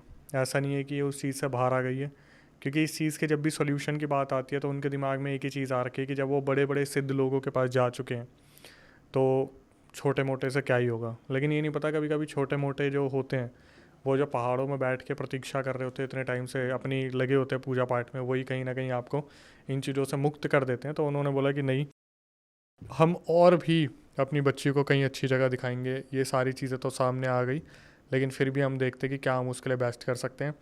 तो वो है टच में, लेकिन अभी भी वो कुछ इम्प्रूवमेंट नहीं हो रही, वो उसी स्टेज में और भी ज़्यादा वर्स्ट हो रही है। अरे बाप रे। तो ऐसी फैमिलीज को मनाना इतना आसान नहीं होता। कहीं ना कहीं उन्हें, किसी फैमिली को ऐसा लगता है पैसा भी बहुत मायने रखता है, किसी फैमिली को लगता है बच्चे की जान भी बहुत मायने रखती है। लेकिन एक जो चीज़ है ना, इस फील्ड में जो ब्लैक मैजिक एंड ऑल है, इसमें यह है कि इंसान पहले अपना अच्छी तरीके से बर्बाद हो लेता है, फिर किसी ऐसे के पास आता है जहाँ उसे एग्जैक्ट सॉल्यूशन मिलने वाला होता है, लेकिन तब तक भरोसा उठ चुका होता है। तो उस फैमिली के साथ कुछ ऐसा ही हो रखा है। इसमें वो लड़की कुछ कर भी नहीं सकती थी ना, मतलब उसके रूम में कोई आया, उसके बालों के साथ उसने काला जादू कर दिया, कुछ कुछ नहीं कर सकती थी वो बचने के लिए। लेकिन कई लोग ऐसे भी होते हैं जो कहते हैं, सामने से इनविटेशन देते हैं कि आ बैल मुझे मार टाइप। देखो एक चीज़ को समझना, अगर ये चाहती तो अपनी फैमिली को खुल के बता सकती थी ट्रेनर वाला पार्ट, बट इसने कभी बताया नहीं कि मेरे को वहीं से वो फ्लैशेस आते हैं, क्योंकि कहीं ना कहीं शायद इसके मन में कुछ उस ट्रेनर के लिए रहा होगा। इसने ये सोचा कि मैं घर वालों को बता दूंगी, वो मुझे कैसे जज करेंगे। लेकिन 3 साल बहुत होते हैं, बहुत लंबा बहुत time होते है। हैं। 365 इंटू 3 आप करो तो इतने दिनों तक अगर आपकी नींद पूरी नहीं हो रही, तो इस टाइम वो ऐसी हालत में आ रखी, जैसे एमिली रोज़ हमने देखी थी, ऐसी हालत में आ रखी है, और फिर भी उसकी फैमिली अभी तक सोच नहीं पा रही है क्या करा जाए, धक्के खा रहे हैं। तो ये चीज़ें इतनी ज़्यादा होती है जहाँ हम बार बार क्वेश्चन करते हैं कि आप इन चीज़ों को मानते हो नहीं मानते। एक तरफ इंसान इतना जूझ रहा है, और आप कितनी बीमारियों का नाम दोगे उसे, कितनी ही बीमारियों का नाम दोगे। हमारे पास तो डॉक्टर्स और पता नहीं कितने आते हैं पूछने वाले कि हमारी हेल्प कर दो, हम खुल के नहीं आ सकते, हम नहीं बता सकते, उन चीज़ों पर बिलीव करते हैं। मेरे पास मैक्सिमम केसेस ही 30-40% डॉक्टर्स और उनके आते हैं, पुलिस वालों के। लेकिन क्या कर सकते हैं, अब खुल के इस चीज़ को नहीं बता सकते। वो साहब बोल देते हैं आप हमारा एक्सपीरियंस बता देना, बट हमारी मतलब आइडेंटिटी को प्लीज़ रिवील मत करना। तो डॉक्टर, कोई करिश्मा, कोई अभय, कोई कुछ, कोई SHO, कोई पुलिस वाला, कुछ भी आते हैं तो हम नॉर्मली सुनते हैं, उनसे बात करते हैं, कंफर्मेशन लेते हैं और फिर उसको अपने चैनल पर डिलीवर कर देते हैं। आइडेंटिटी रिवील नहीं करते। वही मेरा सवाल यही था कि कई सारे लोग ऐसे भी होते हैं जो जिनके हाथ में, मतलब जिनके पास कंट्रोल नहीं होता कि उनके साथ ये चीज़ें हो जाएं। लेकिन कई लोग ऐसे मस्ती मस्ती में भी चीज़ों को इनवाइट कर लेते हैं अपने लिए, ऐसी पैरानॉर्मल चीज़ों से इतना ज़्यादा एंगेज हो जाते हैं कि फिर उन्हें फिर समझ में नहीं आता कैसे बाहर निकलें। तो ऐसा ऐसा भी कोई किस्सा है आपके है पास? मेरे पास ऐसा एक किस्सा। ये 4 दोस्तों का ग्रुप था, बिहार का इंसिडेंट है। लोकेशन आज के टाइम पे बहुत ज़्यादा पॉपुलर हो रखी है, हहुआ। हाँ हुआ। हहुआ एक लोकेशन है बिहार के अंदर, और वहाँ से हमारे एक सब्सक्राइबर हैं, उन्होंने, अभी वो रशिया में हैं, उन्होंने अपना पूरा रियल इंसिडेंट बताया अपने एक दोस्त का। और ये गलती उनसे हुई थी 2018 में। 2018 में इन्होंने क्या करा, ये 4 लड़के थे जो स्कूल पास आउट थे, कॉलेज पास आउट थे, बहुत मस्ती मजाक करने वाले लौंडे थे, मतलब जहाँ भी जा रहे हैं खाना पीना मौज मस्ती सब कुछ। तो एक दिन क्या हुआ, इनके यहाँ पर कोई पूजा हो रही थी, मुझे याद नहीं है, शायद बहुत बिलीव वाली पूजा हो रही थी, और वो पूजा 8-9 दिन की होती थी, जहाँ पर बहुत बड़ा मेला लगता था। तो ये दोस्त वहाँ जाते थे, खूब एंजॉय किया करते थे। तो एक दिन ये डिसाइड करते कि यार इन दिनों में गांव में पीना खाना ठीक नहीं होगा, पूरे गांव में पूजा हो रही है और हम ऐसे करें तो ठीक नहीं होगा। हहुआ जो लोकेशन है बिहार के पास, उसके पास एक नेशनल सेंचुरी भी है, वहाँ पर वाइल्ड लाइफ सेंचुरी एक बहुत बड़ी।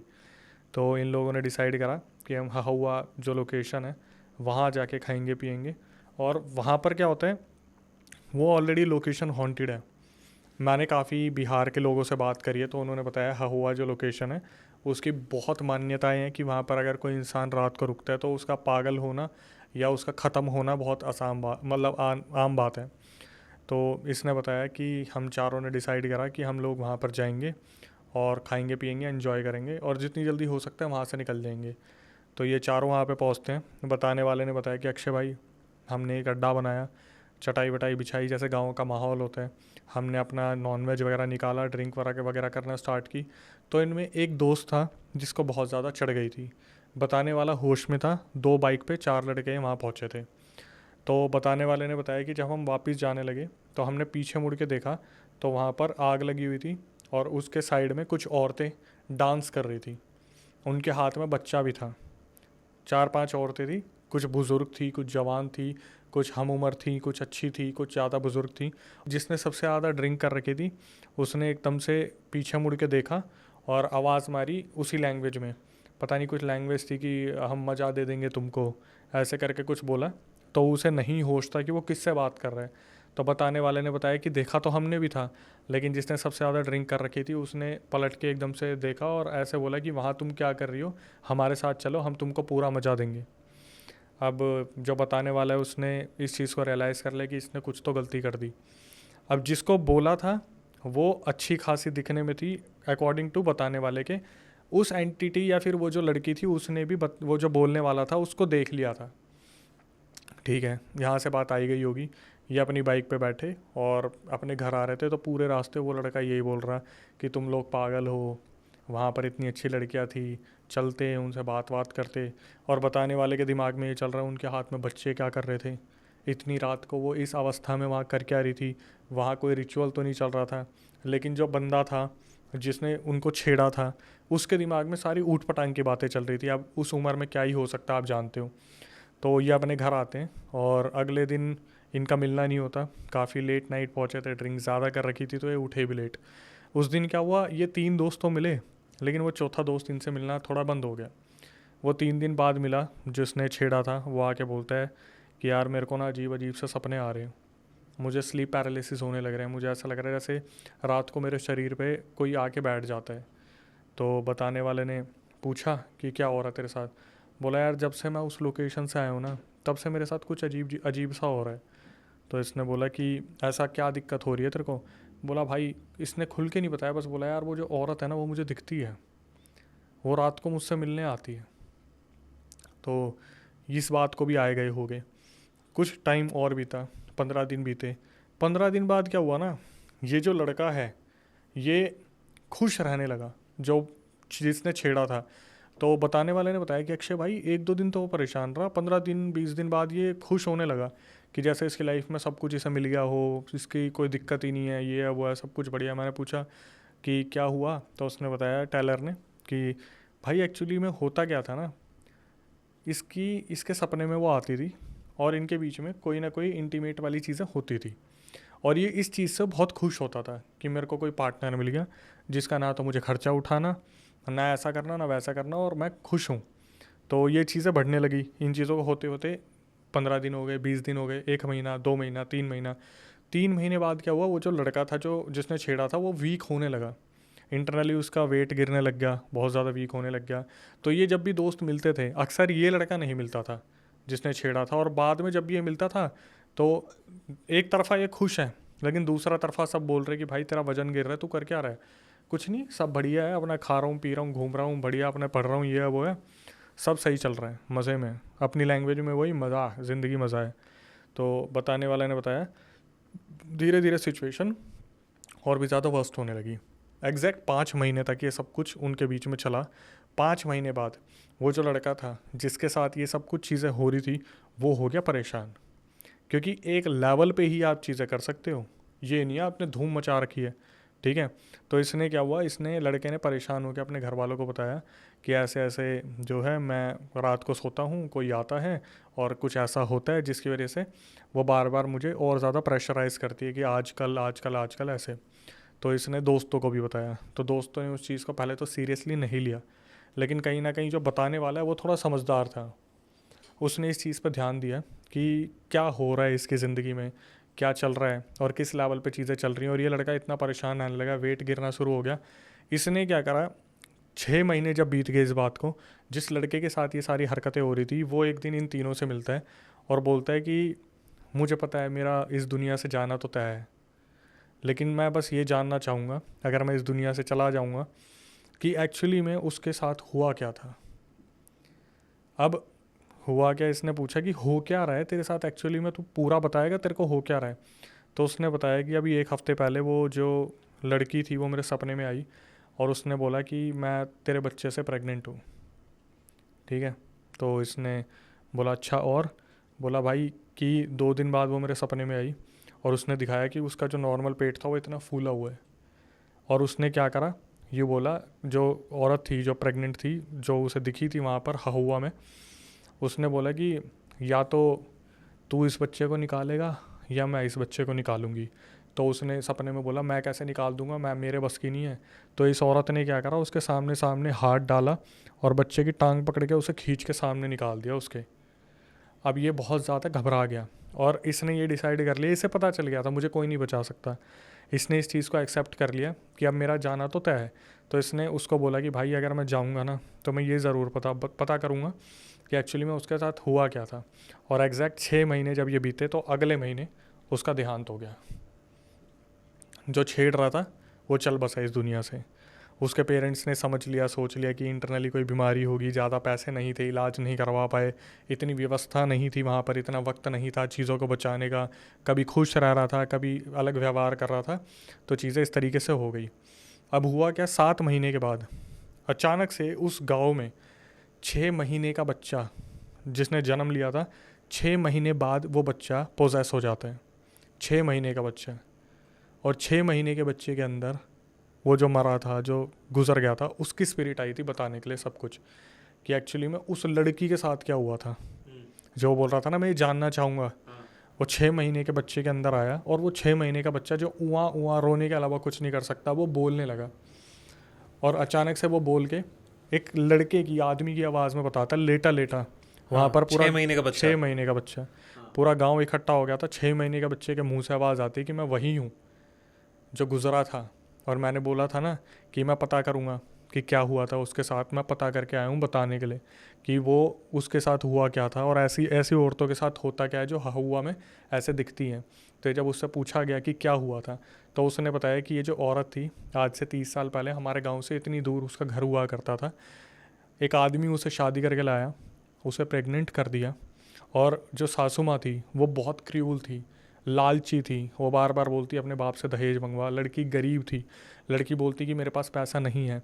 तो उसने क्या करा, अपने हस्बैंड को बोला आप भी जाओ उस लड़की के पास जाओ और जो करना है करो, इससे कैसे भी वसूलो पैसे, जो आपको करना है करो। एक दिन उस लड़की ने परेशान होकर खुद को भी ख़त्म कर लिया। और ये बस एक आके लास्ट में क्वेश्चन बन गया कि उसने खुद को ख़त्म करा या सब ने मिलके उसे ख़त्म करा। वहाँ से वो जो लड़की थी वो वापस आई बन के, उसने सबको ख़त्म करा एक एक लाइन से। फिर वो अपने बच्चे के साथ खेला करती थी, वो उस जंगल में बच्चे के साथ खेल रही थी, इस भाई ने उसे छेड़ दिया। और पूरी कहानी जब उसने बता दी 6 महीने के, फिर उस बच्चे में से वो निकल गया ये बोल के कि मेरे को पता चल गया, अब मैं आराम से जा सकता हूँ। और 6 महीने के बच्चे की शरीर को छोड़ के वो चला गया, और उसके बाद कभी वहाँ पर ऐसा कुछ नहीं हुआ। अब आती है मज़े की बात। अब उस बंदे ने मुझे इनवाइट करा कि सर रशिया में हूँ मैं, अगले महीने में आ रहा हूँ और आप भी आओ, हुआ घूमेंगे और उस लोकेशन को कैप्चर करेंगे। मैंने बोला ठीक है भाई, देखते हैं जैसा भी होगा। तो 1 महीने बाद वो आया, तो उसने बोला अक्षय सर मैं यहाँ पे आ गया हूँ। हुआ कि उस लोकेशन की पूरी वीडियो भेजी कि देखो सर कैसा है। और ऐसा लग रहा था जैसे वहाँ छोटे छोटे जो जानवर होते हैं ना, बिल्ली, छोटे जैसे गिलहरी, सब उसे ही देख रहे थे। वो जानवर उसी को देख रहे थे, वीडियो बनाने वाले को। उसने देखा भी सर देखो कितनी अजीब तरीके से बिल्ली देख रही है। मैंने 14-15 दिन बाद मैसेज करा कि भाई आप बोल रहे थे मुझे वहाँ आना चाहिए, कुछ आप बता रहे थे फ़्लाइट वगैरह का ख़र्चा वो लेने को तैयार था, होटल का ख़र्चा वो लेने को तैयार था। उसके घर वालों का मैसेज आया है कि वो अब इस दुनिया में नहीं रहे हैं। तो मतलब वो जो उस दिन भी सब औरतें दिखी, वो सब आत्माएं थी। वो तो थी ही आत्मा है, वो रिचुअल परफॉर्म कर रही थी, बच्चों के साथ खेल रही थी अपने। बट जो आखिरी में मुझे बुलाने वाला था, जिसने उस दिन वो वीडियो बनाई थी, वो शायद उसका आखिरी दिन था। बाप रे। मैंने जब पूछा कि मेरे को आना था, आपने बताया था, तो उधर से रिवर्ट आया कि नाम तो नहीं ले पाऊँगा, कि अब वो इस दुनिया में नहीं रहे हैं। बड़ी डेंजरस सी जगह लग रही है। हाँ, बिहार का हहुआ एक लोकेशन है, उसके पास कुछ नेशनल सेंचुरी भी है, और वो लोकेशन ऐसी है जिसमें शायद रात को लोग वहाँ बिल्कुल भी जाना पसंद नहीं करते। तो जैसे ये तो बिहार का एक किस्सा हो गया, बहुत ही ज़बरदस्त, रोंगटे तो खड़े हो गए हैं मेरे। ऐसा कहीं और इंडिया में जो किस्सा आया हो जिसने एकदम दिल दहला दिया हो? एक किस्सा है आंध्र प्रदेश का। आंध्र प्रदेश में क्या हुआ था, एक टाइम पे लॉकडाउन लगा था, बट वो लॉकडाउन कोविड का नहीं था, कोरोना का नहीं था। वहाँ के लोगों ने पूरे गांव को बांध लिया था खुद से, और ये चीज़ न्यूज़ में भी है। कब की बात होगी? ये मेरे ख्याल से 2018, 19, 21 समथिंग कुछ की बात है, जब उसका आर्टिकल ही यही था कि गांव वालों ने पूरे गांव को बांधा, कोविड की वजह से नहीं, इसलिए क्योंकि उनका मानना है कि कोई इंसान को खाने वाला मैन ईटर, फ्लैश ईटर, कुछ ईवल जो है उस गांव में है। आंध्र प्रदेश का एक गांव है जिसका नाम है विनेलवा लासा गांव। गांव का नाम तो बहुत अच्छा रखा है इन्होंने।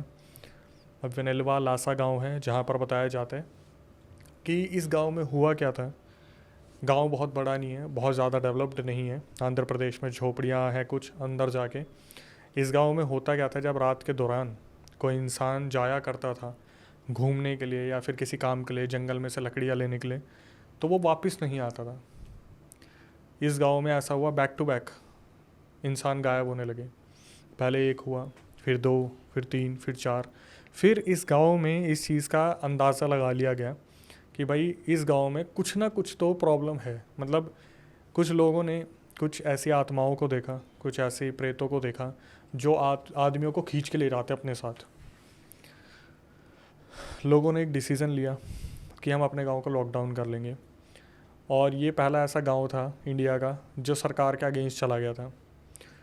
इस पूरे गांव ने खुद को लॉकडाउन कर लिया। और लॉकडाउन करने के बाद क्या हुआ था, सारे सरकारी दफ्तर बंद कर दिए। सरकार वहाँ पर आई, उन्होंने रिक्वेस्ट करा कि सरकारी दफ्तर तो खुलने दो। सरकार को मना कर दिया था कि इस गांव में घुसने की कोशिश मत करना। कम से कम नहीं तो ऐसे काफ़ी सिद्ध लोगों को बुलाया गया, पंडितों को बुलाया गया जिन्होंने इस गांव के लिए पूजा पाठ किया और इस चीज़ को कंफर्म करा कि इस गांव में कुछ ऐसी शक्ति आई है जो काली शक्ति है, जो इंसानों को ख़त्म कर रही है। ये पूजा वहाँ पर कम से कम नहीं तो महीना भर चली। उसके बाद धीरे धीरे सरकारी ऑफिस को खोला गया। लेकिन जो हमारे सब्सक्राइबर हैं उन्होंने ये चीज़ मुझे कंफर्म की कि भाई ऐसा हुआ था कि लोग बहुत सारे गायब हुए थे, पर न्यूज़ में उस चीज़ को कवर नहीं करा गया। ऐसा नहीं है सिर्फ 4 लोग गायब हुए थे, बहुत सारे लोग गायब हुए थे।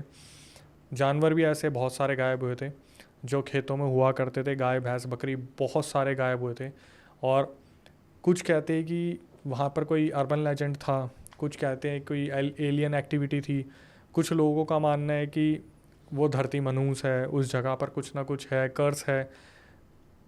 एक साइकिल वाले का वहाँ पे इंसिडेंट बहुत ज़्यादा फेमस हुआ था। वो इंसान जो था ना, वो रात को ही निकलता था साइकिल लेके और रात को ही वापस आता था। तो हुआ क्या था, जब वो ये सब्सक्राइबर ने मुझे बताया था उस साइकिल वाले के साथ क्या हुआ था। जब वो इंसान कुछ सामान लेने निकला तो वो वापस अपने घर पे पहुंच ही नहीं पाया। तो जब गांव वाले ने उसे ढूंढना शुरू करा तो सिर्फ उसकी साइकिल मिली थी और साइकिल पे सिर्फ कुछ दाग थे जो रक्त के थे। और वहाँ पर मतलब कुछ उंगलियाँ, कुछ पैर कटे वटे जो थे वहाँ पर पड़े मिले थे। और कुछ लंबे हाथ थे जो आम इंसान के नहीं हो सकते, जैसे किसी चीज़ ने खुरेदा है, मारा है। उसके बाद काफ़ी टाइम तक, 1 महीने तक वहाँ पर बहुत ज़्यादा हल्ला हुल्ला रहा था इस चीज़ का कि क्या हुआ है क्या नहीं हुआ। और फाइनली जाके 1-1.5 महीने बाद पूजा पाठ के बाद उस गांव को पूरी तरीके से खोला गया था। फिर उसके बाद ऐसा कुछ भी वहाँ नोटिस करने वाला नहीं आया। लेकिन न्यूज़ ने इसे कवर किया था कि वेनेलवा लासा जो गांव है आंध्र प्रदेश के अंदर, वहाँ पर बहुत एक टाइम पर बहुत ज़्यादा एक्टिविटीज़ हुई थी और न्यूज़ ने बिल्कुल इसे कवर नहीं किया था। किसी इक्के दुक्के चैनल ने करा, लेकिन न्यूज़ इस चीज़ को कवर नहीं कर रही थी क्योंकि गांव वालों ने सख्त मना किया था न्यूज़ चैनल्स को अंदर घुसने के लिए, क्योंकि वो अपने गांव में किसी ऐसी चीज़ का शिकार बनने नहीं देना चाहते थे कि गांव बदनाम हो जाए। कभी भी कोई नहीं चाहेगा कि अपने गांव को बदनाम करे। तो उन्होंने कैसे न कैसे सिचुएशन को हैंडल कर लिया। वो एंटिटी को उन्होंने, जितना मेरे को लगता है कि वो जो एंटिटी थी उसे पक्का कैद कर लिया होगा, पक्का पकड़ लिया होगा, तभी 1-1.5 महीने बाद सारी चीज़ें खुली। अदरवाइज़ मेरे को नहीं लगता कि इतनी जल्दी गांव की मान्यता ऐसी होगी। जैसे आपने काला बंदर सुना था, काला बंदर, बिल्कुल। काले बंदर का कितना खौफ आया था और एट द एंड कुछ पता नहीं चला। कुछ यूट्यूबर्स है जिन्होंने बोल दिया इंसान का वहम था, लेकिन मुझे नहीं लगता कि वो इंसान का वहम था। इतने सारे लोगों को एक साथ वहम नहीं होगा। हाँ, बिल्कुल ठीक बात है। और मुझे याद है कि जैसे आस पड़ोस में बड़े सारे लोग थे जिनके साथ इंसिडेंट्स हुए, जिन्होंने बोला कि हमने उसे देखा है, काला बंदर को देखा है, सुबह के 4 बजे देखा है, रात के एकदम देर अंधेर में देखा है। कई लोग ऐसे जिन्हें पता नहीं कि उन्होंने क्या देखा, लेकिन कुछ काला सा उन्हें झपट्टा मार के गया और उनके निशान है। तो ये सब तो मेरी गली के किस्से हैं जो मुझे याद हैं बचपन से ही। दिल्ली में ऐसा बहुत बहुत हुआ था एक टाइम पर, जहाँ सुनने को आया था लोगों ने अपने आप को बचाने के लिए छत से कूदा भी लिया था, बहुत नुकसान भी हुआ था। काफ़ी छोटे थे हम तो, बहुत डरा करते थे छत पे सोने में खासकर, और लाइट बहुत जाया करती थी उस टाइम पे, बिल्कुल। तो बहुत दिक्कत होती थी। लेकिन फिर ठीक है, जैसे जैसे बड़े हुए तो ये अर्बन लेजेंड्स तो ख़त्म होते चले गए। लेकिन बहुत सारी जगह पे बहुत कुछ है, जैसे अभी बिहार में बहुत पॉपुलर एक चीज़ चल रही है कि एक साइको किलर है। अब पता नहीं वो साइको किलर है क्या है, बट बताया जा रहा है कि वो क्या करता है, उस बिहार के अंदर जिस भी फीमेल को वो अकेला देख लेता है वो उसे मार देता है। और वो जो मारता है वो 60 साल से 70 साल या 50 साल से 70 साल की औरत को मारता है। मर्दों से उसे कोई लेना देना नहीं है, जवान बच्चियों से कोई नहीं, लड़कियों से कोई लेना देना नहीं है। अगर उसे कोई 50 से 70 साल की औरत दिख गई जो गांव में कुछ काम कर रही है, लकड़ियाँ लेके आ रही है, तो अभी तक कम से कम बिहार में 20-30 औरतें उसने लुढ़का दिए, ख़त्म कर दिए। और ऐसे किस्से होते हैं जो बैक टू बैक होते हैं। बट अब न्यूज़, आपको पता है न्यूज़ पहले वाली न्यूज़ रही नहीं। अब सिर्फ यही सोशल मीडिया के बारे में बातें होती हैं, ऐसी बातें होती नहीं जो बहुत अजीब तरीके से निकल के आती हैं, तो उन्हें कवर किया नहीं जाता है। काला बंदर और मुंह नोचवा कहते हैं सेम है, क्या क्या फर्क है काला बंदर और मुंह नोचवा में? देखो, काला बंदर एक बंदर की शेप का था और मुंह नोचवा एक स्पाइडर की शेप का था।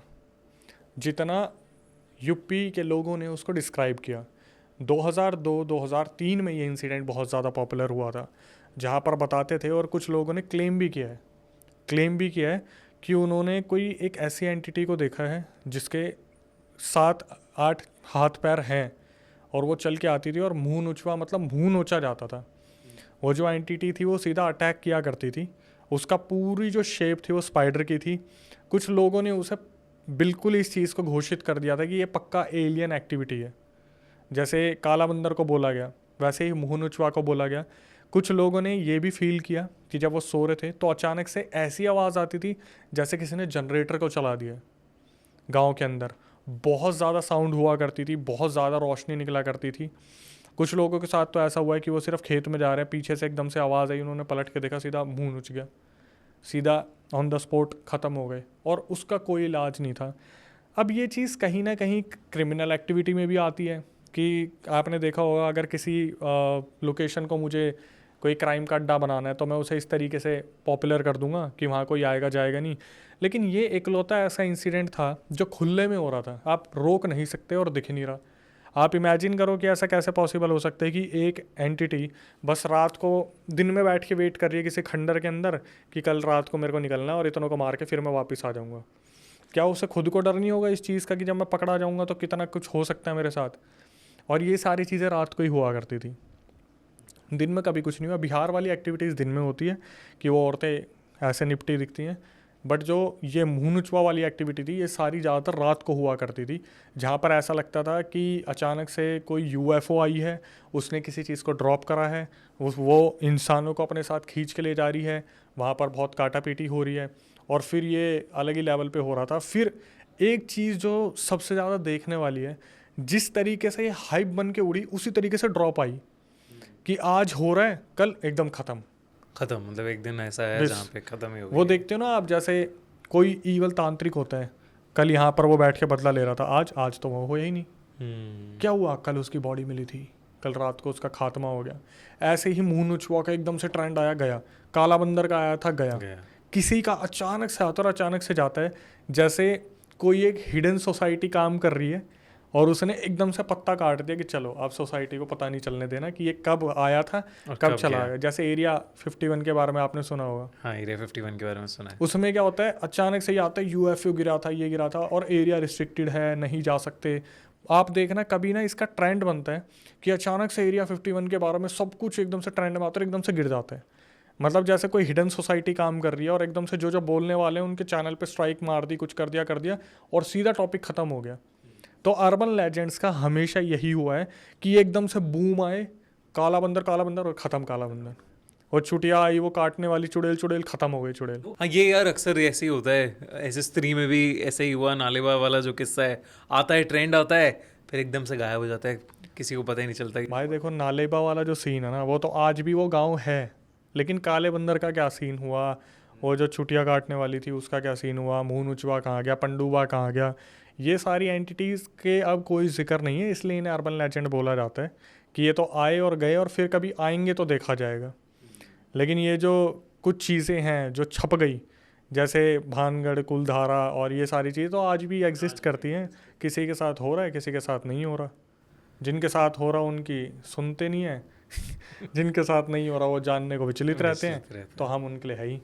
बिल्कुल। और बहुत ही बढ़िया मज़ा आया इस पॉडकास्ट में, इतनी सारी चीज़ें बताई हैं, तो जो जानने के लिए विचलित हैं उनके पास काफ़ी कहानियाँ हैं सुनने के लिए।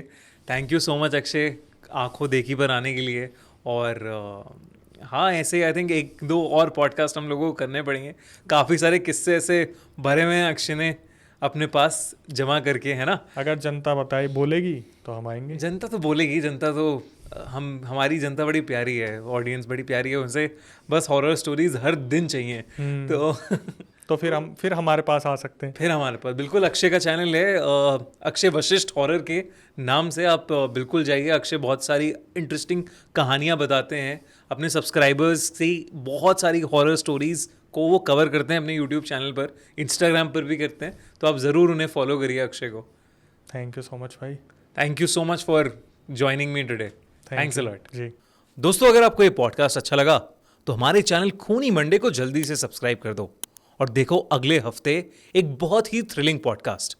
और अगर आपको अक्षय वशिष्ठ की स्टोरीज पसंद आई तो उनका यूट्यूब चैनल भी जरूर चेकआउट करना। दिल्ली में सिटी फोर्ट में हो रहा है हॉरर कॉन, जहां हम सेलिब्रेट करेंगे हॉरर को। तो जल्दी से अपने टिकट्स बुक करा लेना, लिंक पिन कमेंट में। Special thanks to our partners Fusion Fly and my Pahadi Dukan. Fusion fly एक ऐसा प्लेटफॉर्म है जहां आप बहुत ही अफोर्डेबल रेट्स में अपनी फ्लाइट टिकट्स बुक कर सकते हैं। और माय पहाड़ी दुकान आपके लिए लेकर आता है पहाड़ों के बेस्ट केप्ट सीक्रेट्स प्रोडक्ट्स की फॉर्म में। तो जरूर चेकआउट करना माय पहाड़ी दुकान और fusion fly, link in the description.